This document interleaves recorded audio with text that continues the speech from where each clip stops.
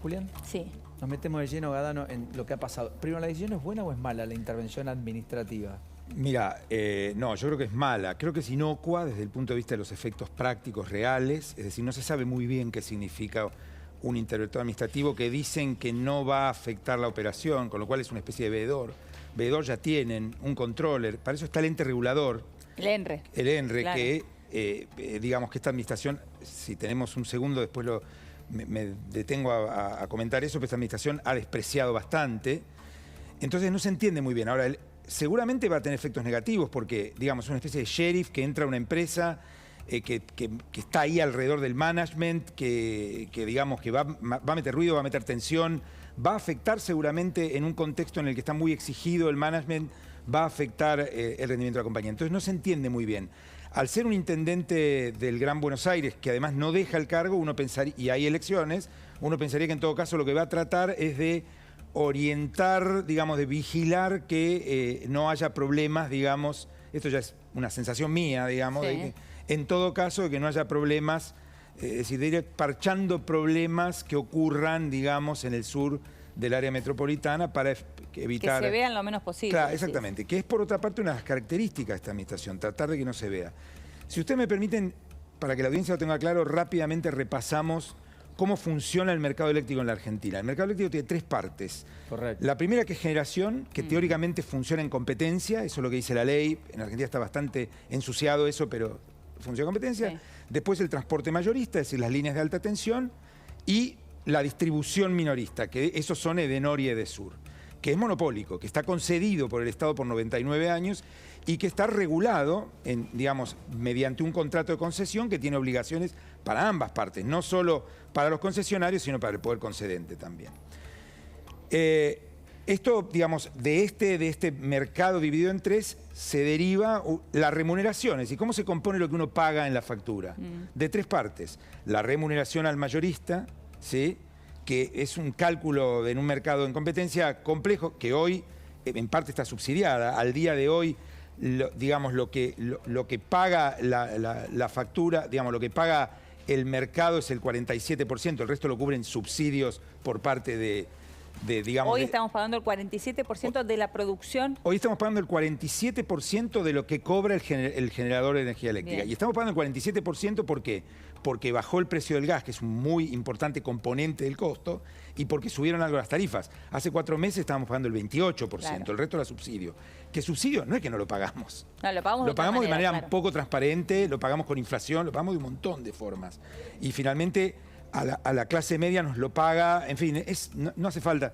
Entonces, el primer componente... Probablemente los sectores más populares cuando pagan el IVA, cuando compran alimentos. Y cuando se come la inflación, exactamente, porque digo, el Estado no está pudiendo recaudar genuinamente todos los recursos que tiene, entonces en parte emite.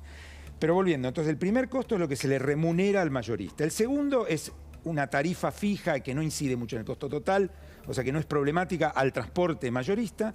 El tercero es lo que se llama el valor agregado de distribución, que cobran Edenor, Edesur. Y el cuarto son impuestos. Sí. Además en la tarifa meten, como es fácil de cobrar, meten impuestos. El distribuidor minorista no recibe subsidios directos. Digamos, le renegocian deudas, hay un montón de subsidios indirectos, si querés. Lo que han hecho simplemente es atrasarle las tarifas, es decir, bajarle la rentabilidad. Entonces, si vos le bajás a lo largo de muchos años la rentabilidad a una empresa, esa empresa busca resquicios, no te paga, negocia su deuda, la negocia en buenas condiciones. No invierte. Y no invierte. Claro. Exactamente. Ese es el problema principal, que no se arregla con un sheriff adentro de la compañía. Se arregla con recomponer un sistema que está totalmente destruido. Ahora, uno puede entender entonces que deciden intervenir y no quitarles directamente la concesión por esto que vos estás marcando, porque el incumplimiento es de ambas partes. No es solamente el incumplimiento, en este caso, por ejemplo, de Edesur, que no invirtió, sino que además también el incumplimiento está por parte del gobierno, que no actualizó las tarifas. Sí, el primer incumplimiento va mucho más allá de las tarifas. El primer incumplimiento es por parte del Estado. Cuando el Estado decide, cuando asume este gobierno, la ley de emergencia económica, que en Argentina nos encantan las leyes de emergencia económica, que son como leyes para no cumplir la ley, porque las leyes de emergencia económica dicen no vamos a hacer esto, no vamos a hacer esto, no vamos a hacer esto. O sea, suspende los contratos. En términos de corto plazo es buenísimo, porque Claro. es qué poderoso soy, pero afuera es, che, este país para invertir es un problema, te cambia la regla de juego cada 10 minutos. Entonces, ¿Qué hace la ley? La ley modifica los contratos. Además, intervienen los entes reguladores que estaban funcionando normalmente con un directorio designado por concurso. Ellos intervienen los entes reguladores, no está en la ley que regula los entes, por eso lo ponen en la ley de emergencia económica, convierten el ente regulador en la práctica del interventor en una dependencia del gobierno. Walter Martelo, en particular. Sí, exactamente. Claro. Entonces, todo eso va combinando, digamos, un escenario en el cual el gobierno lo que hace es romper su parte de los O contratos. sea, lo que debió haber hecho el ENRE en estos 3 años y no hizo, es lo que supuestamente va a hacer eventualmente Ferraresi con facultades extraordinarias a las del ENRE, como por ejemplo la autorización de gastos, porque el subsecretario de Energía, Santiago Gianotti, dijo que el interventor no tiene capacidad operativa, pero que va a estar fiscalizando y autorizando gastos. Sí, por lo tanto está empiojando un poco más el día a día de la compañía. Cualquiera que ha trabajado, que trabaja, que administra una compañía privada, si tenés además otra persona que te autoriza, Claro, que va a tener una mirada no de negocios, y esto no es un juicio de valor sobre Ferraresi en particular, sino más política, lo que va a hacer es empiojar. Puede ser que ahora tengamos menos cortes, pero no por Ferraresi, no por nada, sino porque baja la temperatura, entonces el sistema va a estar menos demandado. Ahora en invierno, de nuevo. Claro, ¿qué hubiera pasado si esta intervención se hubiera dado el 1 de diciembre? Probablemente hubiera terminado en el mismo Lo punto. mismo, Pero Eso es lo que claro. no decís cambia vos. nada, no cambia nada, Claro. nada bueno por lo menos. Es decir, no tiene ¿El facultades, quite no de puede cambiar concesión- precios. ¿El quite de concesión es una opción? Yo creo que no, justamente el gobierno busca atajos. ¿Por qué? Porque el quite de la concesión es muy fuerte, va a implicar un conflicto en el CIADI seguro, entonces prácticamente es un regalo. Digo, en él se quiere ir desde sur. Entonces le quitan la concesión y por lo tanto le están diciendo, en él va a decir, toma la llave, quédate la voz. Sí, toda tuya. Y además ahí, ¿a quién le echan la culpa? O sea, tener en él es tener... Bueno, lo reprivatizarían, se supone, o estatizarían. Esas serían las dos opciones. El quite de la concesión, como es una empresa, digamos, que está trabajando, como su nombre lo dice, algo concedido, implica Sí. que el Estado se hace cargo. Mientras consigue un nuevo oferente. Claro. en ese Mientras caso. consigue un nuevo especialista en mercados regulados, prestador. digamos, sí, Sí. por decirlo de alguna manera. Sí. Ahora, eso para el gobierno es un riesgo gigante. Primero que además, todo esto está... O sea, hay que entender el rol de Ferraresi, quitar la concesión. Todo esto teóricamente está regulado. El gobierno no puede cambiar el esquema de remuneración, quitar la concesión porque sí.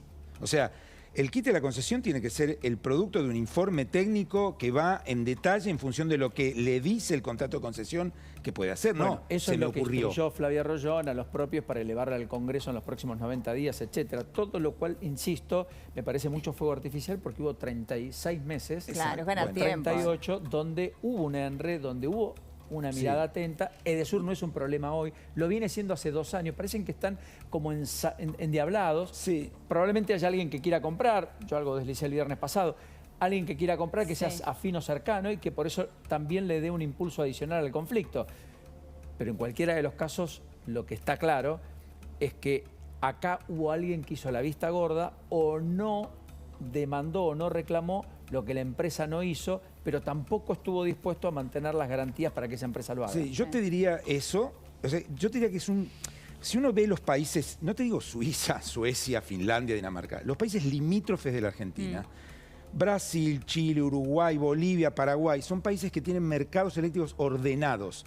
Con algún tipo de orden, mejor, peor, nos puede gustar más o menos, pero ordenados. Cada uno sabe qué tiene que hacer, cómo lo tiene que hacer, cómo lo penalizan y cómo se le remunera. El mercado argentino, alguien vino hace 2 décadas, pateó la mesa y nunca la hizo de nuevo. Entonces es un mercado que tiene reglas que dicen hay que hacer A y que en la realidad se hace B, C, D. Está totalmente Y desordenado. porque tendrán organismos independientes también. No es algo que hablamos siempre en todos los ámbitos. Digo, desde el Banco Central, que ahí también tenemos una gran diferencia, por ejemplo, con Brasil, hasta el ENRE, hasta una oficina anticorrupción. Digo, y estoy hablando de distintos... Sí, acceso a la información pública, Exacto. etcétera. Sí. Sí, bueno, hay una... A ver, permitime una opinión, si querés. Yo creo que hay una visión de la política implícita ahí que tiene que ver con que, me parece a mí, con que quienes gobiernan hoy consideran que el que gobierna tiene todo. Es decir, la idea de la división del poder Claro. les cuesta. Entonces, ¿cómo puede ser que haya un regulador independiente que yo no digo todo lo que tiene que hacer?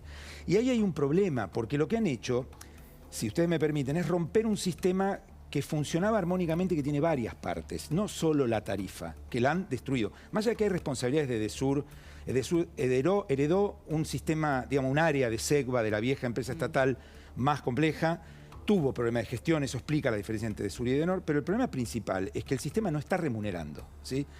Y no solo no está remunerando, como es un sistema integral que además de la remuneración incluye compromiso de inversión, calidad de servicio y multas, al congelar en la práctica o al prácticamente bajar mucho la remuneración, congelarla en la práctica en términos de inflación, han congelado las multas también, porque las multas son un derivado de la remuneración.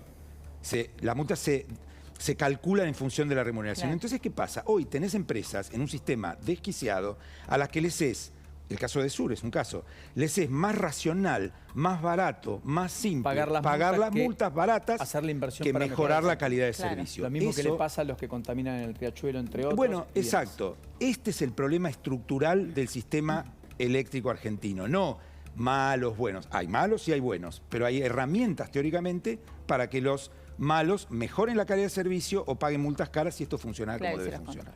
Julián, como siempre, gracias. Clarísimo. No, por favor, gracias a ustedes. Gracias. Hasta la próxima y perdón por el tiempo. ¿Qué novedades hay en torno a Caros a esta hora, querida Lourdes?